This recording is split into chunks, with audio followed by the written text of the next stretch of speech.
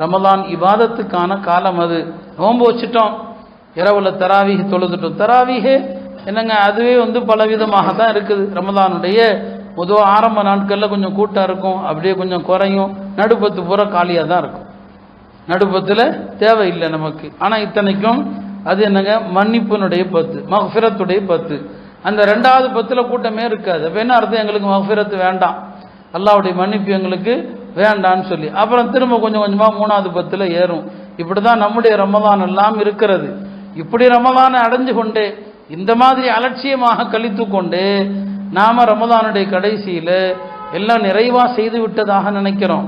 ஆனால் நமது முன்னோர்கள் ரமலான் துவங்கியதிலிருந்து கடைசி வரை வணக்கத்தில் ஈடுபட்டு விட்டு ரமலானுடைய கடைசி நாள் சஹருடைய நேரத்தில் அழுது கொண்டே அல்லாட்ட கேட்பாங்க, ரமலான் விடைபெறுது, எங்களில் யார் வெற்றியாளர்கள் என்று தெரியல, தெரிஞ்ச அவங்கள போய் வாழ்த்து சொல்வோம், எங்களில் ரமலானில் தூக்கி எறியப்பட்டவர்கள் யார் என்று தெரியல, தெரிந்த அவருக்கு போய் ஆறுதல் சொல்வோம். இப்படி அவங்க கைசேதத்தை வெளிப்படுத்துவாங்க.